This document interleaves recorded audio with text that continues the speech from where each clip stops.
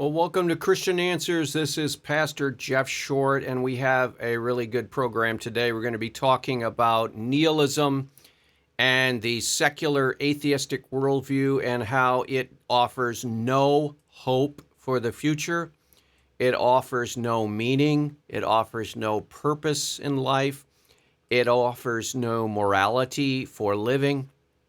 The secular worldview, the worldview of the communist Soviet Union, the worldview of the communist Chinese right now, the worldview of the communists in Vietnam and the Cambodia, the regime of Pol Pot, and the communist nations of Cuba, for example. These are secular atheistic governments.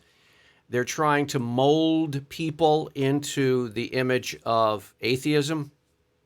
And they're trying to build morality, and they're trying to build society on a nihilistic view of life, which means that there is no grave, there's no life after the death, there's no God, there's no heaven, there's no hell, there's no morality.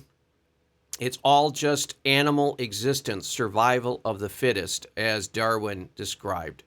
And so this offers no hope, this offers no future for people, offers no encouragement, and yet we're being told that this is the worldview of the future. We have to embrace secularism, socialism, communism, and we see the nations of Europe are heading in that direction, if they're not already there. The United States is now, with the Democrats and the leftist liberals, we're now plunging toward a secular society. And we're trying to catch up with Europe, I guess. All the while, secularism is a dead-end street. It is a train wreck waiting to happen everywhere it's been tried. And we need to move away from it instead of going toward it. But we're being told by our leaders that this is the way of the future. Well, we're going to hear one of the leading atheists in our country, Sam Harris, in an interview talk about what he believes about meaning and purpose, because he was interviewed by Lex Fridman, F-R-I-D-M-A-N, Lex Fridman, on his podcast, and asked Sam Harris point blank, the atheist, do you believe in meaning and purpose of life? And he does a familiar atheistic, secularistic reply. And you're going to hear that reply. He essentially is going to try to deny the validity of the question itself. And we've heard this from Richard Dawkins.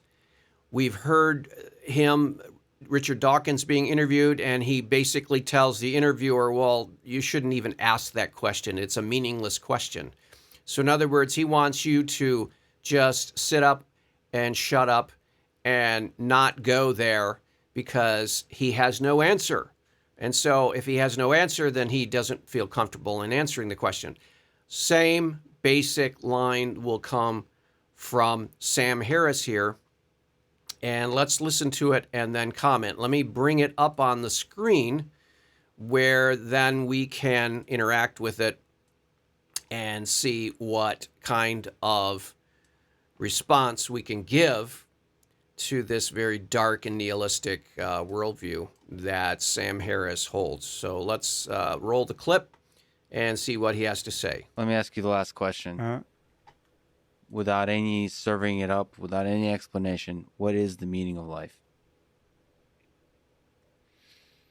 I think it's either the wrong question or that question is answered by paying sufficient attention to any present moment such that there's no Okay, well, before he goes on, and he's taking a long time to answer it, but he does, first of all, he says either the question is irrelevant, or it's the wrong question, or you shouldn't really, that's not even the one to ask. It's not an appropriate question. It's not relevant question. This is the same thing we've heard from Richard Dawkins many, many times in his interviews. And he basically wants to shut down that line of thinking. He wants to shut it down. He wants to say, hey, I'm not going to answer the question because the question doesn't make sense to my worldview, which is totally ridiculous.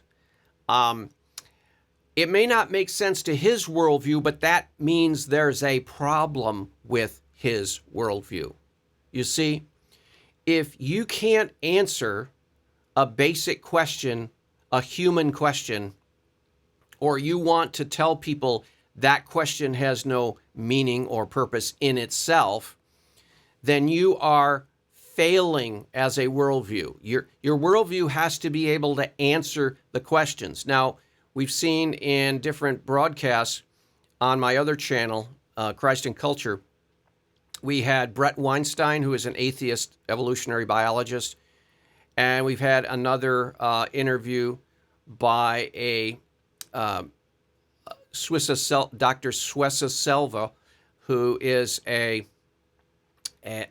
academic also, and she answered the same way, that there is no meaning and purpose in life. Now, what Sam Harris is going to try to do is say, well, either that question isn't the right question. So he's going to tell you what questions to ask. You know, this is the height of arrogance. The atheist community, generally speaking, is very arrogant. In fact, Richard Dawkins and some of these atheists have gone so far as to say, well, their community, the atheists, the unbelievers, the skeptic, the agnostic community, we want to be known as the brights, B-R-I-G-H-T-S, brights. We're bright people. We're smart, the smart people. So we're the brights. And the question about ultimate meaning and purpose just doesn't make sense. You have no right to ask it. And if you do, that shows you're just ignorant and stupid. Well, if your worldview has to treat questions in a derogatory way, if your worldview has to tell people to not ask questions, your worldview has a problem. Because Christianity can answer that purpose and meaning question very clearly. And our purpose and our meaning are found wrapped up in the Creator God and His purposes and His meaning that He imposes on reality because He created it. Our meaning and purpose is to fit into His master plan. And so we find our joy, we find our happiness, we find our fulfillment, we find our hope in fitting in with the plan of God as described in His Word, the Bible. But let's see what Sam Harris says. He also wants to say, okay, so if you are going to ask that question, then you need to make it very specific and not talk about generalized meaning and purpose. You need to make it very specific and say, you know, what is the purpose of my day today or tomorrow, or a very specific, limited, narrow view of that question. Basis upon which to pose that question. It's not answered in the usual way. It's not a matter of having more information. It's having more engagement with reality as it is in the present moment, or consciousness as it is in the present moment. You don't ask that question when you're most captivated by the most important thing you ever pay attention to. Okay, so now he's talking about, well, you don't ask the question about meaning and purpose if you are really engaged in focusing on what you're doing here in this life. So he's almost trying to be somewhat of a Buddhist here, if I can put it that way. In Buddhism, they practice meditation. And the purpose of meditation is to sort of get your mind into this state of nothingness so you're not being distracted. And so what Sam Harris is trying to argue, if I read him right, is that the only reason you ask what is the ultimate meaning and purpose for everything, what is the ultimate meaning for human existence, what is the ultimate meaning for my life and everything, the only reason you ask that question is because you're not sufficiently focused on enjoying and experiencing life in the present moment. You're not in the moment sufficiently enough. And that is kind of strangely borrowing and stealing from Buddhism and Eastern meditation, but I'm not sure he's going to give them credit for that. I think he's going to try to say that he came up with that, or he is originally, that's an original thought of his. But let's hear what he has to say about that. Yeah, that question only gets asked when you're abstracted away from that experience, that peak experience, and you're left wondering, why are so many of my other experiences mediocre, right? Like, why am I repeating the same pleasures every day? Why is my Netflix queue just like, when's this going to run out? Like, I've seen. So he's basically saying the only time you reflect on the ultimate meaning and purpose in life is if you get bored with what you're doing here in this life, and you're not organizing your life around some really interesting, challenging project. And so then your mind wanders off and you get bored and you lose interest. And that's when you start thinking about ultimate concern, like, what is my place in the world, and why am I here, and where am I going, and what's the meaning and purpose of my life overall? And so his argument is that if you can keep yourself sufficiently and your attention fixed and focused on something you really enjoy and you like, and you're experiencing life, then those questions don't even come up. Well, I don't buy that. I don't believe that. I don't believe that any human being can basically shut down their thinking about philosophical ideas like, why am I here? Where am I going? What's my purpose? What's the meaning of life? And so forth. He's basically saying the only reason we have philosophy and theology is because we don't know how to live in the moment. We don't know how to experience life in the present.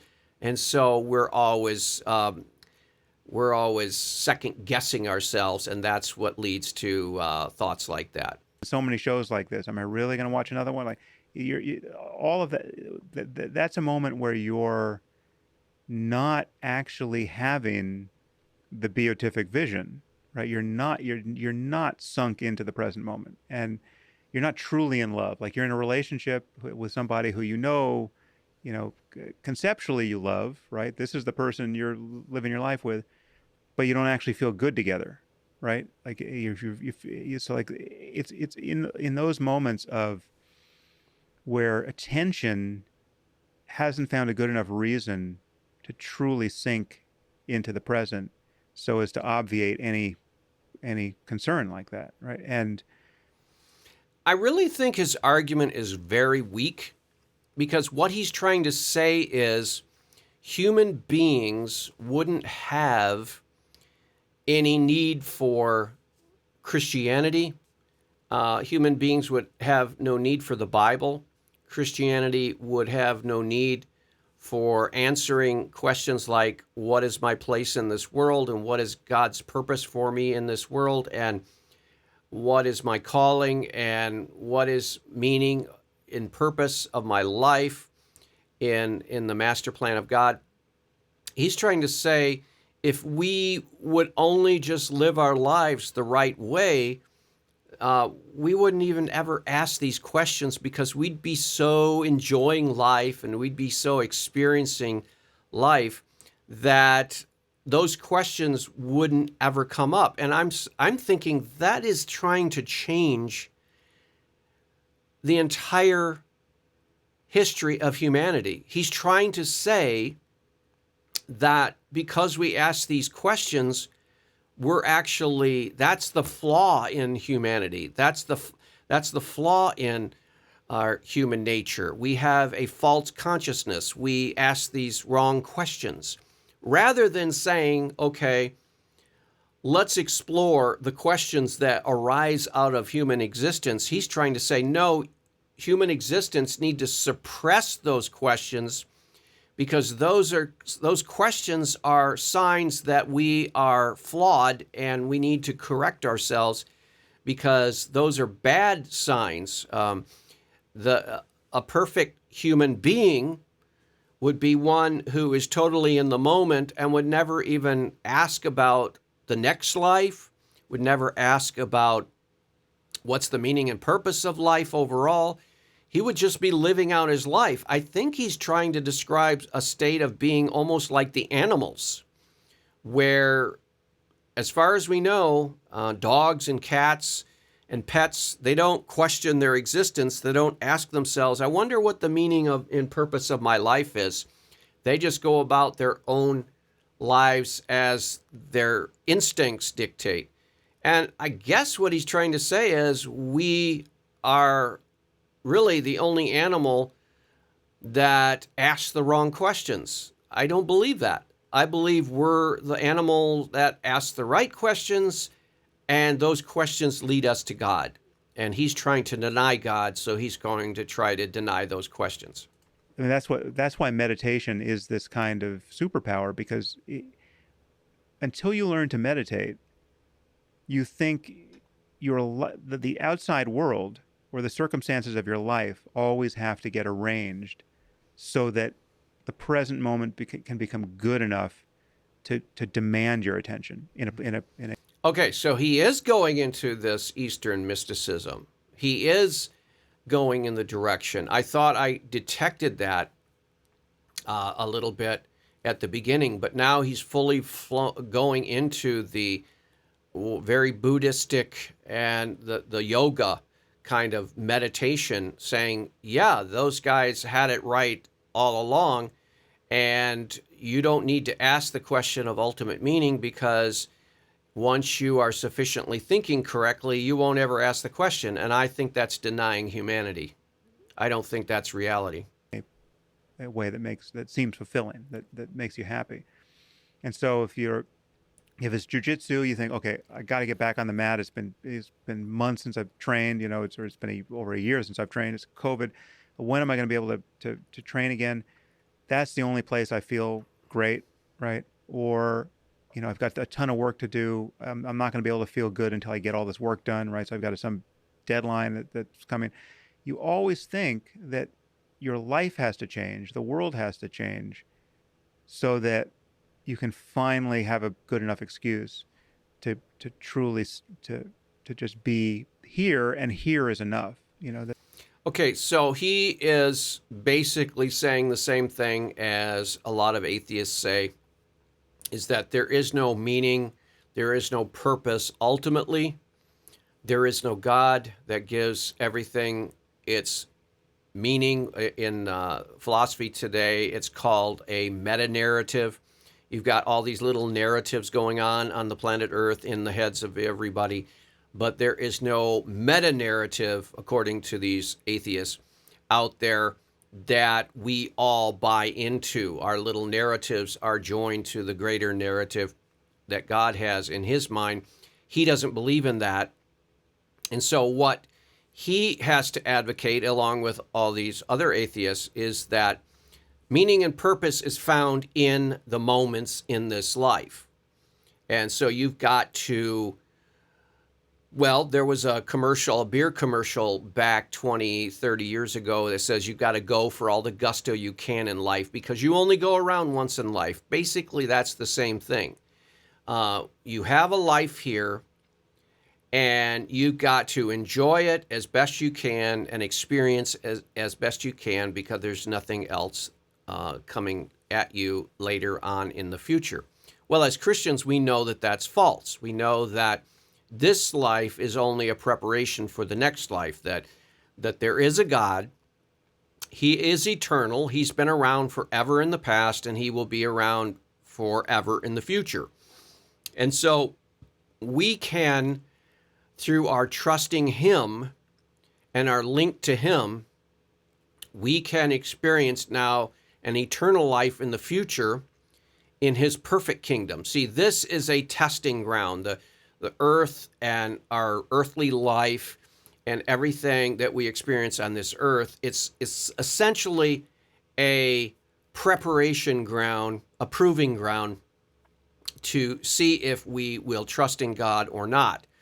And we find our meaning and purpose not in this life, but in God himself, whether here in this life or the next life. Our meaning and purpose is found and bound up in God himself, in his revealed will of God, the Word of God, the Bible. So we find our meaning, we find our purpose in God. And part of the meaning and purpose is that he has a plan. He has a plan for our lives personally, and he has a plan for our collective humanity. And he has plans for us in the next life, and he has ways for us to live in this life. And so we have a whole plan, and we find our meaning, and we draw meaning and purpose in that. And that encourages us to go on and get up in the morning. Well, Sam Harris says none of that applies, and so you just have to bury yourself in your own activities, and that's the best you can do. And that's the only thing that atheists can say. What else can they say? But what he's skipping is that the old existential philosophers used to say, well, what is the purpose and meaning in my life? And if I don't have any ultimate meaning and purpose in life, why should I go on living? Especially if you're going through tough times. Why should you go on living? If this is the only life and it's all life is suffering, if you're in jail and you have a death sentence hanging over your head, why should you just go on living day to day? You see, under the Christian worldview, there's purpose and meaning in life because God has something better for you in the future. Under the atheist worldview, there is nothing better, they believe, in the future. And so the only thing worth living is enjoying life. But if you can't enjoy life, well, then there's nothing worth living. So they really feed into the suicide epidemics, because if you're a kid and you think there's no hope and there's no meaning and there's nothing worth it in life, and then things are going wrong for you, very easy to take your own life out of that atheistic nihilism.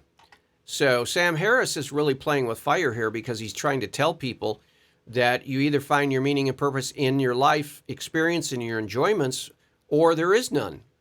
And that's false, because Christianity offers hope. It says, look, even if things go terrible in this life and you're injured or you lose your freedom and you're in jail, there's still hope for the future. But under atheism, there is no hope. Where the present moment becomes totally captivating. Meditation is meditation is another name for the discovery that you can actually just train yourself to do that on demand. So that, just looking at a cup can be good enough in precisely that way. And any sense that it might not be is recognized to be a thought that is mysteriously unravels the moment you notice it. And so he's actually taking people into Buddhism. And I don't think a lot of atheists are known for Buddhism, but he is clearly and obviously trying to steer people into the idea that what we need to do is meditate to the point where we don't ask the questions that humanity has always asked. And so, because we don't ask those questions, because we've trained our mind not to ask those questions. Very strange. I don't think that's very human, and I don't think that is any kind of solution. And you fall, and the moment expands and becomes more diaphanous, and then there's no evidence that this isn't the best moment of your life, right? Like this, it doesn't, and again, it doesn't have to be pulling all the reins and levers of pleasure. It's not like, oh, this tastes like chocolate. This is the most chocolatey moment of my life. No, it's just the sense data don't have to change, but the sense that there is some kind of basis for doubt about the rightness of being in the world in this moment, that can evaporate when you pay attention. And it's interesting that Aldous Huxley, when he was writing Brave New World, he was an atheist, and he advocated for the use of the drug soma to be put in the water supply of the population. And that would then desensitize people to aggression. And you could also slip in all kinds of drugs that would make them happy, antidepressant, all of the things that cause humans to pray to God for and ask and question. And along with Sam Harris's reply here, you could also have a drug that basically eliminates people from asking all of the deep philosophical questions of life, like is there meaning and purpose in the universe? Is there meaning and purpose for my life?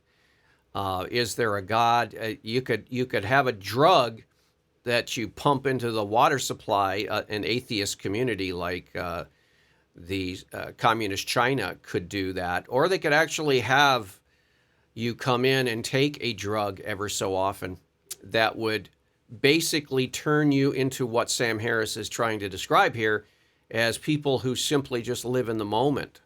And I think that's actually living like animals. He's trying to take us less human and make us more animals, because the animals live in the moment. They're not bothered by thoughts they're not afraid of nothingness. They're not afraid of meaning and purposelessness. They're not afraid of nihilism. They don't get depressed about thinking about some of these questions that they don't have answers for.